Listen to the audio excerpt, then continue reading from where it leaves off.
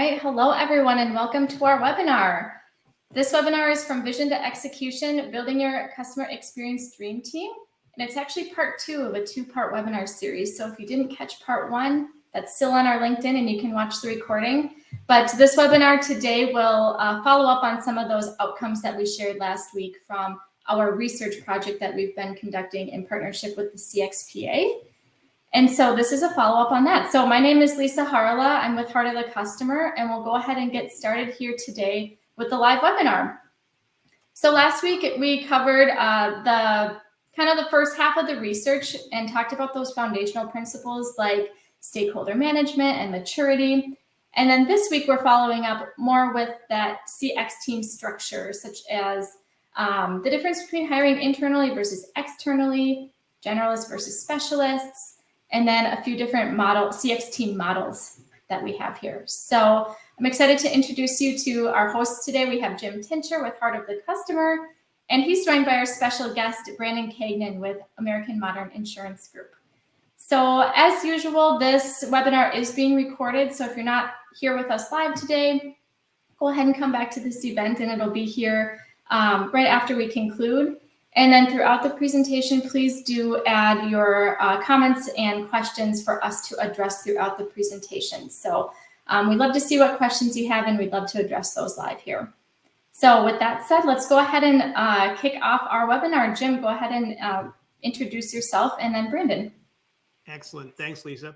So I am Jim Tincher, founder and CEO at Heart of the Customer, a CXPA board member, author of the book Do B2B Better, Drive Growth Through Game-Changing Customer Experience, as well as a co-author of How Hard Is It to Be Your Customer, and using journey mapping to drive customer-focused change. And most importantly, a friend of Brandon Cagnon, who I've invited to be here today. Brandon, you want to introduce yourself? Yeah, thanks, Jim. So my name is Brandon Cagnon. I'm the Vice President and Head of Customer Experience for American Modern Insurance Group, based out of Cincinnati, Ohio. Been with American Modern for about 5 years, and I like to say I've had CX in my title for 15 years. So I guess that's my claim to fame, and big slap you, Jim. So I'll hand it back. All right, thanks. Let's go ahead and hop into it then. And so as a reminder, this is sharing research. We started last week. Lisa, let's summarize that. We interviewed 33 customer experience leaders. We also did analysis on CXPA job board. We also did a survey, but to really get a sense of how the successful organizations differ from the others. Now, those who have read Do B2B Better will know there I focus on the 4 actions of a change maker: connect to financials, measure an emotional North Star, measure the journey through the customer ecosystem data, behavioral and operational data, for example, and use deliberate change management. This is more structurally today, as Lisa said. We're going to get into that. And so as we get into this, this is at HOC the year of maturity. We're really focusing on helping organizations become more mature. We use the XM Institute's model, but we didn't like the name for this one, which is LEAD. We renamed it to Align and Sustain. This fits inside of the maturity model of how do we build a CX team to lead the organization, align and sustain our work. Now, we're going to talk today about 3 themes that we found. We talked last week about more about stakeholder management and so on. This is more about building your team. And so first of all, we'll discuss specialists versus generalists, when to hire them, hiring internally versus externally, and we'll spend the bulk of the time on choosing a CX structure. And then we'll bring Brandon on board to talk about his team. So let's start with this concept of specialists versus generalists. And I don't know about you, I hadn't heard these terms used until we did our interviews, but a few of the folks did bring this concept in. And so let's start first of all about a generalist. Now, as the name suggests, they do a lot of things. They might do insights, they might do strategy, consulting, stakeholder management, other things. They do some VOC. They wear a lot of hats. And they fit in with agile teams or smaller teams, a distributed approach we'll talk about later on, versus a specialist who typically does one thing well. If we look at that maturity model, they might fall into one area. That could be experience design, data analytics. You see the ones here, typically fit with larger teams or for those with a more narrow scope. Now, I'll be the first to admit this is somewhat of an artificial distinction, but it seems to carry out quite often. And it comes back to you. Am I hiring somebody that I want to be all things CX, or am I hiring somebody to do one thing really well? There is no right answer. It all comes back to the strategy, which you hopefully formed based on last week's content about working with your stakeholders. Now, we're going to bring in a couple of our interviewees to talk about their approach here, starting with Roxy Strominger of UKG. Those who know Roxy know I'm a big fan of hers. I had her speak at both of our Do B2B Better conferences, and she serves on the CXPA board with me. In fact, she's the vice chair this year. Now, her approach is to have, of her 11 team members, 9 are generalists. And she wants them to represent CX to the rest of the organization. And she doesn't want them to have to stop a project while she gets somebody to do detailed quant analysis or lead journey mapping or so on. Now, let's hear from Roxy about her approach. Dependent upon the organization. If an organization is akin to that, where it's like you've got to like put a bid to get their services, that's where I lean more towards, and that's the reason that I built the team the way that I built it is that we got to have those knowledge points in the team, because otherwise we're going to be so ineffectual in terms of doing what we need to do, because we're going to be beholden to everybody else's timeline. So again, she wants her members to be all things CX to their team. Couple now but generally generalists there. It was interesting when I interviewed her about this, because a lot of people hear generalist and they think beginner. Now, her team is very advanced. In fact, some of them led CX teams at other companies. They're very senior, but they represent all of CX. Let's now talk to Sean Houston spoke at our webinar a couple of months ago. He has a CX team of 3, including himself. A generalist and a specialist report to him. Let's hear a little bit more about those two.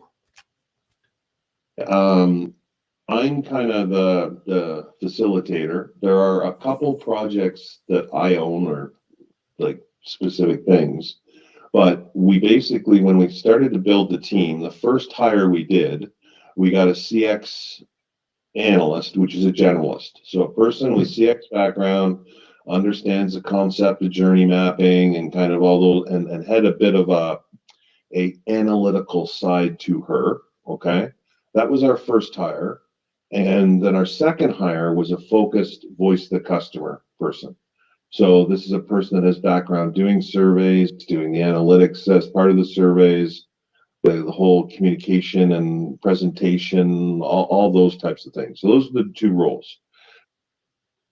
So we went into more detail that, as you picked up, the specialist is all things VOC, that's all that person does. His generalist is working on things like creating dashboards. That's why he actually spoke at our webinar a couple months ago on creating dashboards represent not just the survey data, but operational behavioral data. So that's how he divides it up. So I'd like to hear from you. Now, if you could put into the LinkedIn chat, you look at your last hire. Did you look at a generalist or a specialist? Or maybe you say, well, what do you mean last hire? I'm it. Now, we have a bit of a lag. I'm live-ish. That Brad and I are about a minute ahead of you. So I'm going to move on, and then Lisa will let me know what you'll answer. But let us know in the chat whether you hired last a generalist, a specialist, or maybe you're the only one. And move on to our second theme, which is hiring from the inside versus the outside. Now, I've taken a lot of flack from my position that you can often make the best progress by hiring somebody inside the company and teaching them CX skills. Roxy hates that. She disagrees with me strongly. There is no consensus. That's my view. The benefit of hiring internally is that they know the culture. They know the stakeholders, and they can often create impact quicker. The downside, of course, is they don't know CX. They might come from operations, marketing, the call center. And so you also have to teach them the skills, and that takes time. Let's hear first from Nicole Sult of Lippert as she talks about what she's found. One of my biggest challenges is that I was hiring from outside the company, and every time I did that, it did not work very well.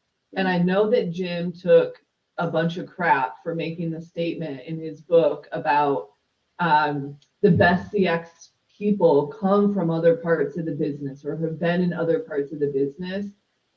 I find that to be so very true, which is a little bit of my kind of pushback on adding people, is because I've gone through that process of adding people and it didn't satisfy the need or the level of work that was there, because I needed to add them because they already had an understanding of the business. They understood the process, they understood the people so that they could be immediately impactful, versus I have to teach them, they have to earn trust in order to create influence, right? Because very much what we do is influential.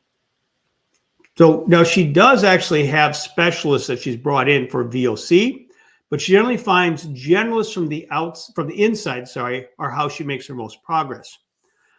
Now, those read Do B2B Better know I write a lot about Dow.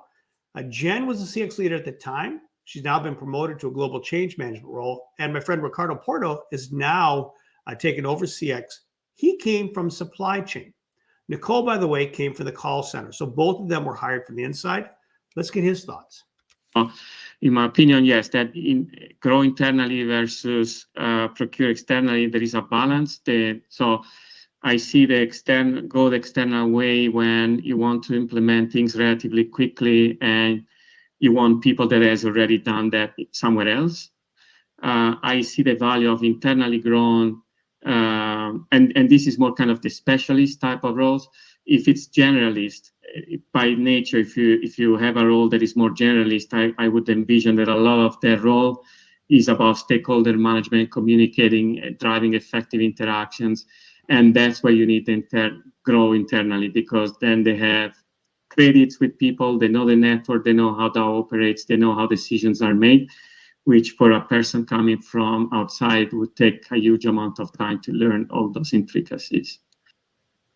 So again, he uses a combination of inside and outside. The specialists come from outside, the generalists come from inside. That's what he found works for him. We also have a quote here from one of our participants where they took a person out of customer service and found that she really knew her customers, which was great. She did a CX project manager role, so she didn't need all the hard CX skills. She already had project management, was able to apply her knowledge of customers she had from working inside. We now have the answers from some of you who checked in that starting from scratch, I'm a generalist and worked with specialists. Our CX champions, something I think Brandon probably talked about, our representatives from respective departments. We're not able to dedicate an entire team at CX at our organization. So different approaches here. There is no right answer for how many specialists versus generalists, nor inside or the outside. It depends on your strategy. As well as this comes in really handy as we look at different hiring models, which is where we're going to move to now. Critical thing then is to choose what's the right structure for having CX in my organization. Now, clearly this assumes that you're able to have a CX team, which one of our commenters was not able to. But we found 4 common models. Now, I don't want to say there are only 4 ways of structuring a CX department. We found 4 unique strategies and then organizational structures that reflected those strategies. So these are small but sometimes mighty, centralized, distributed, and federated models. So we're going to look through each of these to get a sense for more detail. And by the way, if you want more detail, our white paper on this topic, which Lisa will send out to you afterwards, goes through a lot more detail about each of these. Let's start with the small but sometimes mighty. I'm very deliberate with that language because I see small but mighty as a low risk, low reward option. Now, the folks here, Univar, Sean from, Sam from Univar, she spoke at one of my conferences, Sean from Esri Canada, Gloria we'll hear about here from the AMA, they would disagree strongly that this is a low reward approach. And I would say the 3 of them are right. But we look across organizations, it's a lot harder to drive change with a team of 1 to 3 people. And we see a sample representative structure here. We have a CX leader and a specialist and a generalist underneath that person. Now, the benefits here is that it's a lower investment. There's fewer people. And they can often act quickly And you can use this to prove the business case before expand. In fact, we look at some of these other programs that are really big, they started with 2 or 3 people, so it can definitely work. It's really good for a group of business just starting out in CX, or if it's a smaller business that can't support it, you may never scale from there. Now, in the case of Sam, she is right now a CX team of 1 at Univar, representing the whole organization. She's able to do it because she has a lot of history with the business. I think she's been there 15 years and is very influential. But there are some risks as well with this. So first of all, risk is that very few create the impact they need. I'll tell you, some of the most depressing interviews I conducted, in fact, almost all the ones were with small but not so mighty teams, because they're just not able to influence a larger organization. And as a result, they often become the survey team. And those who read my writing know, if you've been known as a survey team, you've got a really hard job ahead of you, because that's what you're seeing. You're not driving change. And you have too few people to really build strong relationships across the board. That's the real risk here, is you almost have to, if you're going to be a small but sometimes mighty team, decide what are we not going to do, and elect parts of the experience of the CX model you're not going to work on, like, for example, experience design, you may say we're not going to do. Works great if at least one of the folks came from inside. We'll hear from Gloria here in a minute, because they have those relationships. Typically, they have generalists. Again, there may be a VOC analyst, but that's typically the only specialist that's there. And ideally, this team will grow to another model. Now, when I previewed this report with one of our clients, their answer was, I want to be Gloria.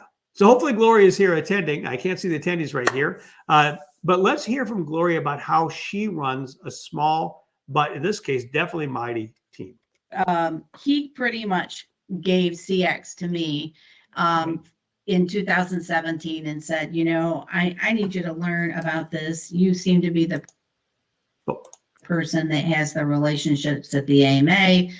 You've done contact center re-engineering. So I think you're the person to do this. Can you go at it and see what you can come up with?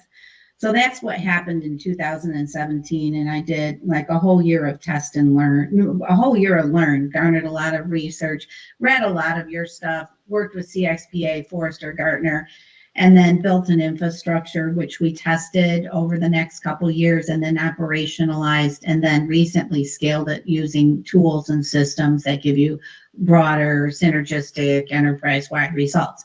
And our true north in this evolution is that CX will be a measurable attribute of AMA's brand and AMA's culture. So, you know, and there are some ways to measure that. We have some tools to do that, but we're not quite there yet. So we're still working on our evolution, but that's the true north.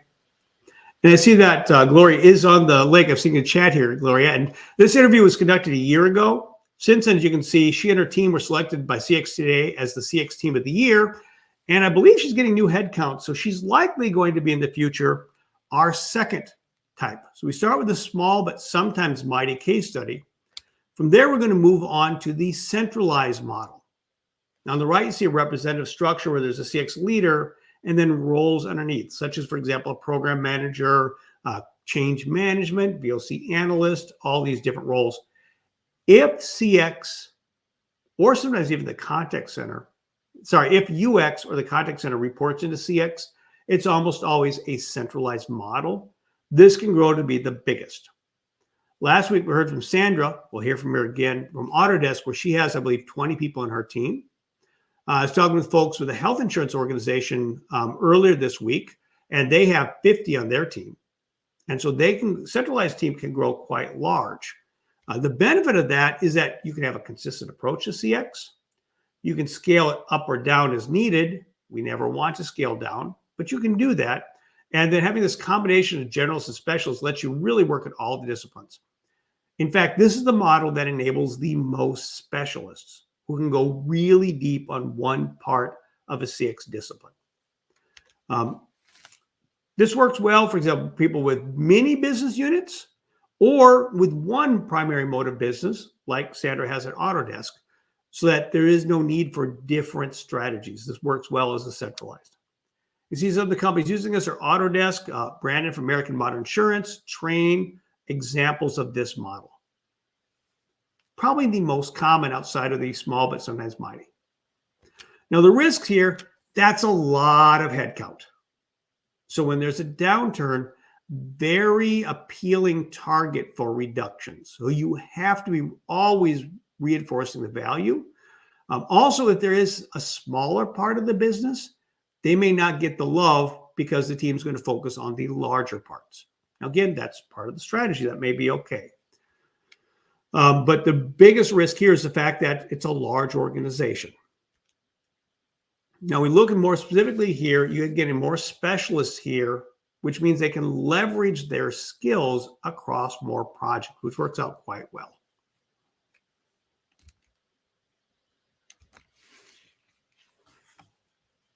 So that's the second model. We start with the small but sometimes mighty, 1 to 3 people.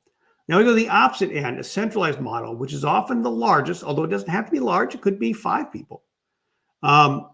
So Gloria says she is moving to that, and it takes time. She's been doing this since, I think, 2017, she said. So she spent some time building it up. Also, then, you're going to find more external hires here because you're hiring more specialists. Often, you don't have to. And those will often come from the outside. It's unlikely you have a really strong experienced designer inside. You might. Or a UX person. Again, these are going to more often come from the outside. So let's hear from Sandra again. She spoke last week about her centralized model. We set up our voice of the customer team. We created an action management wing. And recently, in the last year, I really recognized the importance of moving. So voice of the customer is one leg.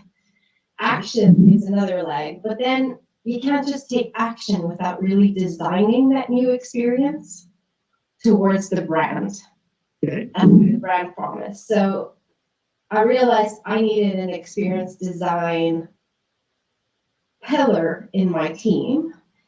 And that experience design team would be working to design end-to-end experiences or micro journeys, whether it would be with regards to a very specific action we were taking or a part of the experience we knew was really broken.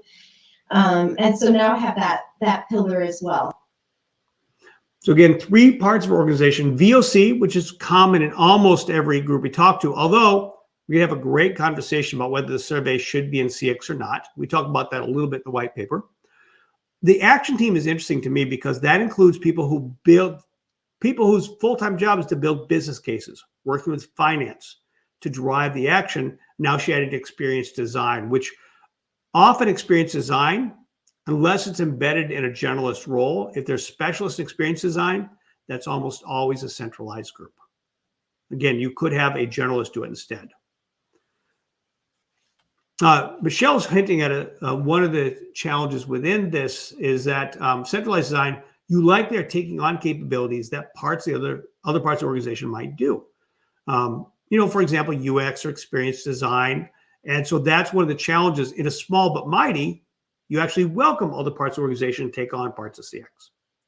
So you started small, but sometimes mighty, went to centralized. Now we're going to flip it to the distributed model, which I'll just say is my favorite. Brandon may disagree with me, but I like this a lot. In this case, you still have a large team, could even be as large as centralized, although I really haven't seen 40 or 50 people in this model, where you have generalists on your team who serve as relationship managers, dotted line into business units or geographies. UKG, Roxy does it actually by phases of the journey, although different parts of the business are involved in each part of the journey. Lenovo we'll talk about here in a minute. They do it by geography. Others will do it by business unit. In fact, that's the most common I see. And so again, you have here specific relationship managers who are generalists. In the case of Roxy, those generalists are all things CX to the business. So the benefits here is that it's a lot easier to align because you've dedicated headcount towards aligning, towards engaging the business. And if they're seasoned, they can really bring a lot of wealth that scales that business unit. That dedicated relationship builds trust. But yet, because you still have a centralized team, you can bring those best practices and share better than the federated model, which we'll talk next. Now, the risk, number one, the right company is typically 3 to 7 business units. If you only have 1 or 2, there's probably not much need for a distributed. And if you have more than 7, that's a lot of different strategies, really hard to coordinate. Now, the risk here, first of all, it's still a high head count. It's not, again, I haven't seen 40, but in the case of Roxy, it's 11. You have more head count here, so that's some risk here. Also, Prime Therapeutics used to use this model, and what they found for them was that certain parts of the business had more demands than others. So some of the relationship managers, they called them architects, were overloaded, while others didn't have enough work to do. So you have that risk too. So when you look at it more, this calls for the most generalist. There may be a few specialists. You might remember Roxy has in-depth data analysis and process design. You have a few, but many more generalists who are likely to come from inside the business. They don't have to, but they often do. The specialists, though, will typically be external hires. But if you take somebody from, for example, your let's say you're in life insurance, take somebody specifically from your broker-dealer channel. Well, they know that channel really well, and so they can really connect with the strategy and help the CX team have more impact. So we started with small, but sometimes mighty, went to the centralized, flipped it to the distributed, where you have people specifically owning relationships out with the business. Our last model is the federated model. Oh, by the way, this one grew from a small model. And so before we get into distributed federated model, let's hear from Jerry from Lenovo. Now, I got to tell you, Jerry agreed to do the interview on his day off. He wanted me to tell you that because he's dressed a little bit more casually than he often will be otherwise. So give him a little grace. Let's go ahead and hear from Jerry. Yeah, so I cover pretty much the globe in terms of people are aligned to the geographic. We worked with the stakeholders and the leadership team to not only present the data, insights, and where there's opportunities and where we need to focus, but also to ensure that they're aligned with the stakeholders in the organization, whether that's sales, whether that's supply chain, our internal, portal folks that, manage our channel customers, whoever that may be, based upon, again, what the data is telling us. So he has, I think, 5 members of his team. They're all aligned to a different geography. Now, they have actually a separate team of specialists that do the survey work, so on. His role, his team is responsible for taking those results and driving action across the business. Before he came in, those team members were responsible for more logistics, administrative work, but he flipped it to be more about strategy, about how do we make sure that they are using the voice of the customer to drive change and working across all those different stakeholders. It's a full-time job to work in, all of North America for Lenovo's server business. And so that's got, as one person, it's all they do is they manage stakeholders and make sure they're bringing what's known as CX to them and bringing CX skills. Now we're going to change it up a little bit when we get to our 4th and last model, which is the federated model. Now, structurally, it sounds somewhat similar to the distributed model. The difference is, instead of having people on the centralized team that work with the business units, here there's a relatively small central team, and more of the CX folks are out in the business units, actually reporting to the business unit. Now, you can probably guess right away that introduces strengths and weaknesses. Let's start with the strengths here, is that CX is going to be aligned to the strategy because they report to the business. They're actually there, and there's lower overhead costs because they're in the business. They're not in the centralized overhead team. So some real benefits. You can align more easily. You keep costs low. The right company here is going to be a business with very distinct business units and business with little appetite for a larger CX team. Because again, the centralized team might be 3 to 6 people, and you have most of the headcount out in the business units. Now, the risk might be self-evident that, first of all, a fragmented experience. If you have customers that purchase across the different business units, well, they're going to be annoyed potentially because there's different strategies or the different geographies. As well as if you don't have strong governance, specifically on surveys, you could find the same customers, if a customer of multiple business units getting hit with similar surveys or even very different surveys on the same week. So there's a risk of discoordination here. One of our clients has found they have a hard time keeping the centralized team because they don't have a lot of power. Most of the power is out there in the business units, which is good or bad. Those individual BUs business units might accelerate or stop CX, and you can't change it. You're really just through influence trying to get to adopt a similar strategy. And lastly, the resources may not be 100% focused on CX. We'll hear from Ricardo at Dow in a minute, where he says very few people are 100% CX. They do, for example, commercial strategy in CX or digital in CX. And so you have to try to keep them focused on CX as a result. So we look at this more specific. The CX leader in the centralized unit won't have any control on what's happening and who's being hired in the BUs. They may have influence, that's it. This will often grow out of a smaller distributed team that finds they want to move those distributed leaders out into the business units. Now, at Do B2B Better this last year, Elda Matthias from Securian told us how she had a distributed model, but one of her business units was more senior and wanted more. So she actually moved Lance from her team into the business unit. So she had a hybrid of distributed and federated. Let's hear from Ricardo about a little bit more about his model at Dow. So basically, we have a core centralized team that I lead directly, so I have direct reports, and their work is 100% CX. So I've got two resources that manage VOC, kind of a VOC manager, analyst, and a VOC technician. Then I have a person also full-time that is responsible for customer distinction, so the segmentation, maintaining the segmentation of customers together with businesses, of course, and the associated and aligned portfolio service offering with the functional owners, right? So you remember, right, for each distinction tier, which we maintain and review with businesses, we work with the functional leaders to align which services are offered to which tier. So that role is a combination of interacting a lot with the businesses on one side and with the functions on the other side to align distinction with the segmentation with service offering, basically. So that's another person in my team. He went on to say how the business units typically have 4 to 5 people in CX. There are 5 businesses at Dow, which is a overall lead and then somebody for each region. But again, those are shared roles. This works quite well for Dow. They've been able to grow quite a bit from customer experience. We're about to move to Brandon. Before we do that, I'd love for you to give us some thoughts about which model best fits your business. Are you small and mighty? Small, I hope to become mighty.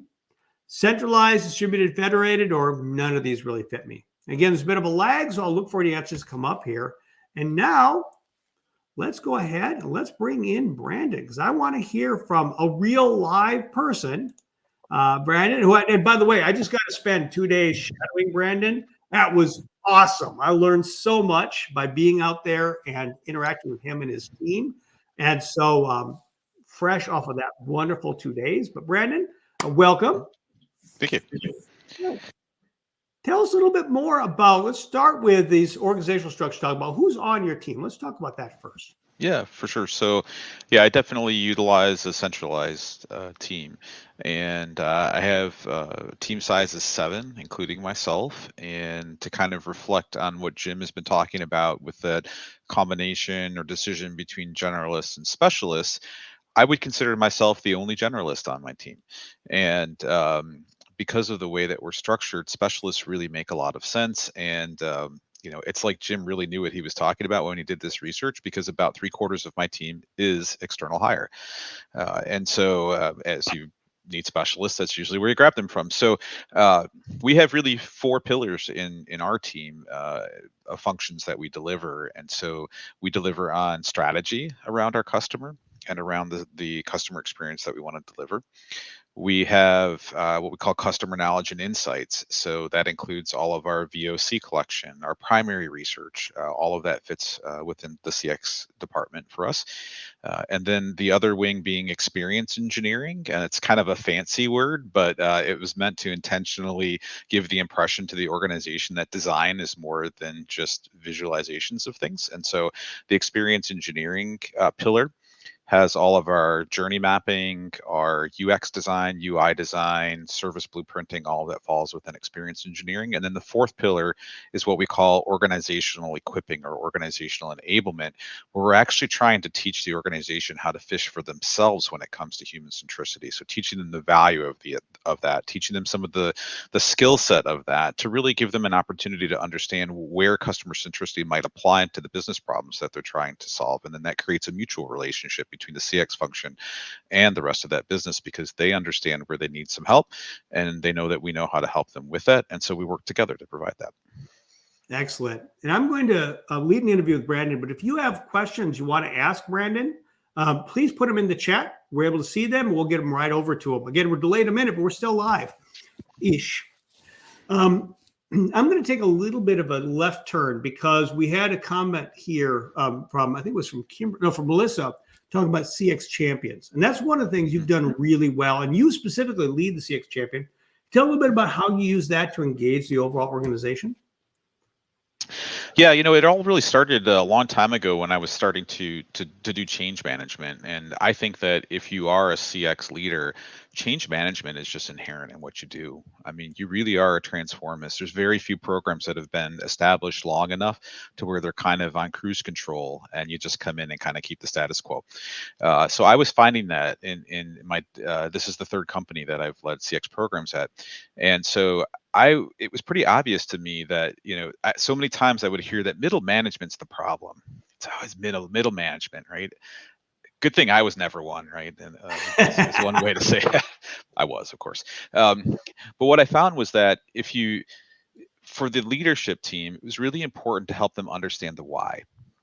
What's the purpose of the thing that we're trying to do in a transformation? And then from an individual contributor perspective, teach them the how. To actually equip them on how to do the thing that now their leaders are going to expect of them.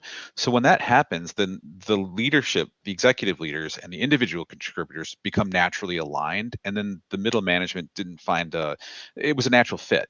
There wasn't really a conflict between the vision and the operation. And that seemed to work really effectively. So what I established at American Modern was a group of, they're all functional leaders, and there's about 10 of them. And I call them the experience champions. And when we meet, we call it the round table, just to give it a little bit of kind of storytelling and fancy naming of it. But we meet once a month, and I meet with all of those leaders individually, one-on-one throughout the month. And we use that not as an official governance model, but as a way to bubble up ideas and thoughts and concerns and observations. And then that team works together, and I coach them constantly to think about it from an outside-in perspective, any of the various issues that they bring up. And then they go forth then, and when they sit in other committees and things like that, they've got that customer mindedness in their speech. And maybe Jim can even complement that. We just did a day share, which I think we might talk a little bit later about what we specifically do to equip the organization.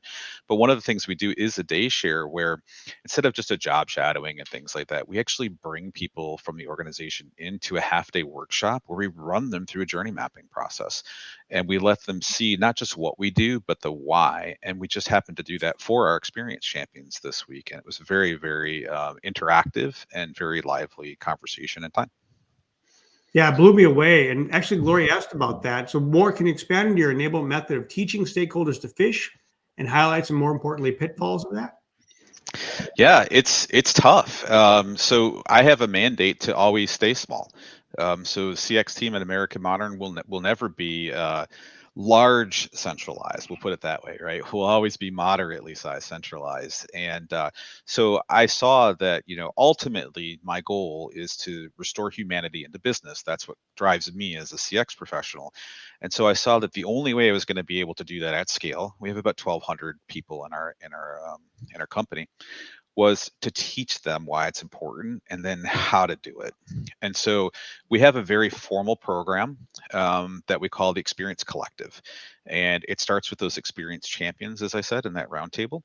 And then we kind of form smaller experience champions. We'll call them experience advocates.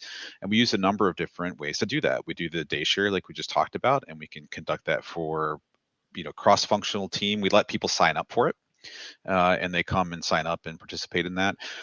We also do job rotations. So we will make an agreement with a manager where they have an associate who is interested in solving a problem that relates to the customer.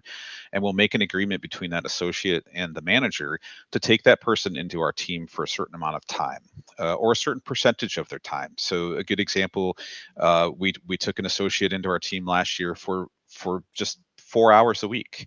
But for 12 months. And so we use that to do a very, very extensive amount of research and journey mapping around a big portion of our journey. And it was super effective. And the manager was really excited because now they got an associate back that, for one, is on fire to do some new things, but also is equipped to understand how to leverage the research and the information and the VOC to be able to actually affect change. And so it's because that whole function now has become more effective. So that rotational program has been a really big key for us to help spread that fish for themselves approach. I might have missed. I should have actually, when we talked about the day share, you did the CX champions. What level are those champions at? Yeah, they're all functional leads. So every single one of them reports to the C-suite. So they're pretty much all vice presidents heading their functions. And so you had sales, marketing. Kind of walk through the different roles. Yeah, sales, marketing, claims, customer service, but actually it's a combination of front stage and backstage functional leads. So in addition to those kind of traditional front, customer facing functions, we also have some backstage functions, system support, some of our underwriting, some of our producer management, those types of things. They don't typically interact directly with the customer, which I would consider both our distribution partners, our agents, and our policyholders. So those groups don't typically interact directly with them, but they very much affect the ability of the frontline functions to deliver that experience. And so I intentionally built the roundtable to have both, which, by the way, just happened to be two groups that didn't historically work together very well because they have completely different objectives. And so it's been interesting to bring them together, but it's also because of that coordination. Then again, thinking that top-down approach with that roundtable. Now, when we work on projects, we typically will have sponsors, both from the front stage and backstage. They tend to be the experience champions. And it's actually because of that roundtable format that we have, they are now nominating and bringing forth people from within their teams to participate in those projects. And so that really has become an accelerant to us being able to break down silos.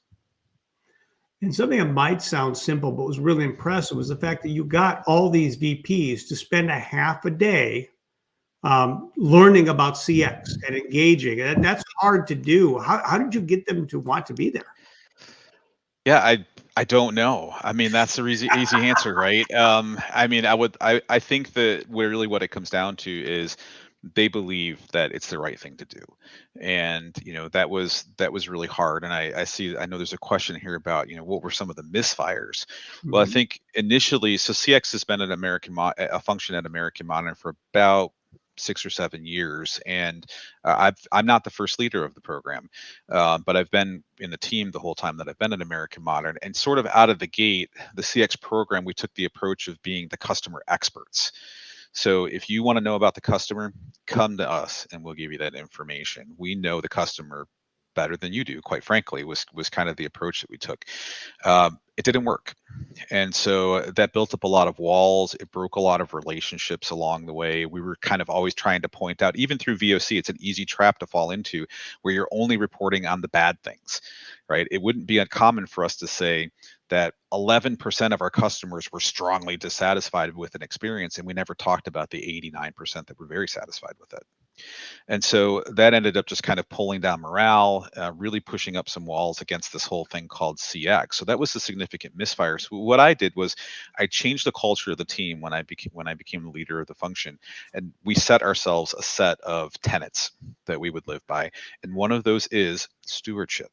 And another one is collaboration. So we go out of our way to walk alongside the business, to be a partnership with the business. So we say that we don't want to be, we don't own the customer. We don't even own the customer experience, but we work together to steward that experience for customers. That's been super effective in kind of breaking down that mightier than thou mentality. And now the business really does see us as a partner in what they're doing. And so that's opened up the door for some new ways to interact with them. And one of the things I want to call out, so I've mentioned up front that, I say in my book, the best people to lead customer experience came from the business.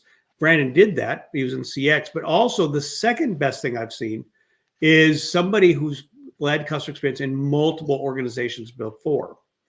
Multiple being the key, because what I often see is when you leave your first program, go to your second, you overlearn messages, you overlearn lessons, and you apply everything that worked the first company, the second one, even though the cultures are different. Brandon, you've had time to learn from multiple cultures what works, and I think that's probably made you more humble. Can you brag about how humble you are? Bring that experience to different places. Yeah, I definitely won't brag about my humility. That just feels weird. It's been interesting because I've started a program, Grassroots, where it didn't exist, and then I started it. But even as I walked away from that opportunity, I was still a team of one, just trying to really grow the appetite and the desire to do this CX thing. The second time I did it around, I was the first person to lead the program after it had been handed off from a consultant that showed the organization the need for it. But they wanted to use it in some kind of more specific ways, really around research and that type of thing, but not so much a holistic experience. And so I had to learn from that then to come to insurance, which I had no insurance experience. And for those who don't have insurance experience, getting into the insurance space is not very easy, because there's just so much. Insurance companies tend to be expert run organizations. They have people who've been to college to be actuaries or accountants, a lot of numbers, a lot of data, a lot of very, very high expertise, not always so open to welcoming people who haven't come from that background. So what I had to do was I learned that CX in general, the principles really apply no matter where you go. There's a value in being customer centric or human centric. You don't have to balance profitability and CX. They're actually mutually beneficial. Those principles apply wherever you go. What's different is the application. So you really have to understand what the business values and then try to align the program into delivering what the business sees as value, while you're also trying to kind of do this bigger thing that is probably your passion in building human and customer centricity as a CX leader. All right. And on that front, one of the things about CX Champions that you have the head of product, which is this really the powerful group there in it. And I see that often in insurance. You have the head of underwriting there as well. So these are not your typical folks be part of the CX Change Champions. So that was well done on that. So let's talk a little bit more about you and your role as the head of the centralized group, because you mentioned you're the one generalist. Last week, we talked about how the most successful emphasize the leader part as opposed to the customer experience part. Give a sense to your calendar. How much of your time are you spending as a customer experience person versus as an organizational leader? It's a great question. In a typical week, whether it is one-on-ones, whether it's sitting in committees, which you could call maybe bifunctional, whether it's working on strategic initiatives, about 50 to 60% of my time in a week is stakeholder management. It's building relationships with key stakeholders. It's having good conversations with them. It's understanding their needs so that I can understand where CX might fit in that. It's also understanding their barriers. so that I can think about ways to overcome those where it's appropriate. A lot of political capital kind of conversation. So I would say about 50 to 60% of every week is really stakeholder management. And then another probably 25 to 30% is really working on some strategic things around CX, since that in particular is my ward as head of the team. That remainder, I would say that remainder 20% is really about my own team cohesiveness. I spend a lot of time developing the relationships among my team members, and we get really high scores when we have kind of employee-wide surveys around collaboration, because we operate in a collaborative way that the rest of the organization isn't used to. So they really enjoy working with us because we're just different. Right, we have kind of a different personality. Now it doesn't hurt, because I just talked about how difficult it can be to get into insurance if you don't have insurance background. I only have one person on my team that comes from an insurance background, so that has helped tremendously as well. Now, again, part of that misfire, it can be that you still have to understand how the business runs, because if you don't do that, then they're going to just reject you like a virus. And so that's another learning, but also why I invest so much in the leadership part of what I do rather than the CX part of what I do. Because to be a CX leader in the insurance space, I was challenged with this question once: is do you want to be an expert in CX who knows insurance, or do you want to be an expert in insurance who knows CX? And honestly, I found you have to at least be minimally expert in the business in order to be effective, because that's part of your credibility. And the benefit to you as well is that it helps you understand where it can fit better. So definitely, I would say is between the relationship management outside and within my team, about 80% of my time is spent on the leadership aspect of CX. And you also spoke, we were together yesterday, about part of your role also is to remind people that most of your customers aren't insurance experts. That's right. Yeah, I mean, we have 1.2. We have a lot of policyholders, over 1 million policyholders, and they are not insurance experts. And so it is still a work in progress to try to coach insurance experts to speak in we call it insuranceese, right? We try not to, from our community, anything from our communications to our website. You're welcome to go to amig.com just to see. That's a website that's been completely overhauled in the last year via our UX designers on my team, because we did the customer research, we went through iterative testing, we tested prototypes, we did all of these things with customers to really understand what do they want to get, what are they accustomed to in patterning and things like that, to hopefully provide them a lot better experience than what we used to. Kimberly asked about any thoughts about growing too fast, or she's able to keep up. They built the trust, now they can't keep up with all the demand. Yeah, you have to say no along the way, because that just is a necessity. I mean, growing too fast, in my experience, it hasn't happened only because I've always had to have a solid business case in place in order to expand the team. And so when I started as a leader of the team about 2.5 years ago, we had 4. Now we expanded up to 9 within a year because of a solid business case for why we needed to do that to support some of our digital transformation efforts and things like that. Now we're back down to 7. And so, Jim had kind of talked about the high risk, high reward. That does impact a centralized team. You do need to be able to scale with demand. And so in our case, we are similar to many insurance companies that are really, they're having some challenges in this market the way that it is. And so, as we kind of accelerate maybe one thing that the organization is doing and maybe decelerate another, the team naturally kind of flexes with that. And so, as a leader, you may want to consider things like contract labor is a way to be able to expand and contract without impacting your core of your team. So I would just recommend that as a way, if you think that demand is coming in too fast, have that solid business case and consider some sort of contract or borrowed labor, like we talked about through a rotation program. Really, that was sort of, besides wanting to teach people how to fish, the other reason why I came up with the concept of the rotation program was to get synthetic headcount. So those are things to think about as you're trying to be creative in doing this. And we'll speak in our research. We didn't put this in the final report, but we did see a number of people who were using contract labor, especially as they were growing quickly, to prove why they needed the extra headcount. bring in a contractor, which is more expensive to do some of the work to say, okay, do we actually have enough work to make this happen? But I would say 50-50 regarding whether they kept that individual or then went and hired somebody else. But as you're scaling quickly, it's great to be able to do this. So you can stop the scale if you need, but you can also learn what works and what doesn't. Mhm.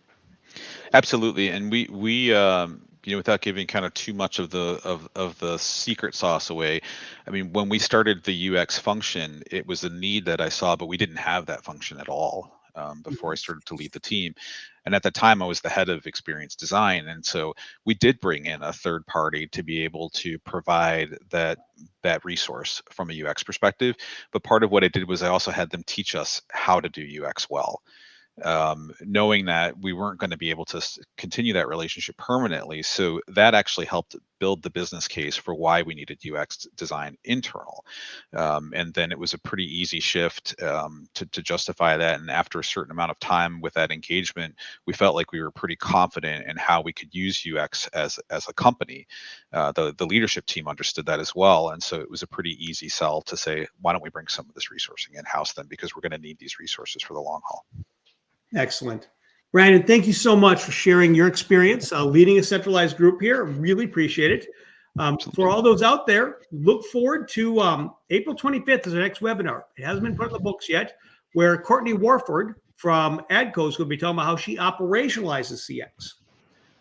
You're also going to get an email from here that's going to include a link to our white paper. Now, we got feedback. There's too much content in there. So we're actually going to be breaking up into 3 white papers, but you can get it now, get it all in one for you. Thank you, Lori Laughlin, for that recommendation of cutting it. We'll be doing that. If you want to get deeper into this, come to the CXPA's CX Leaders Advance, where I'm going to be doing a 75-minute session where we're going to be going through this research in detail here. So encourage you to be there. We'll be sending out an email after this to everybody with a link to download the white paper, as well as more information on upcoming webinars. One last time, Brandon, thank you so much for being part of this session today. Thanks for having me, Jim. It's been great. And thanks for visiting me this week. I learned much more from you than you learned from me, I can guarantee you. I doubt it, but thank you. All right, all, have a great day and keep that CX wagon rolling.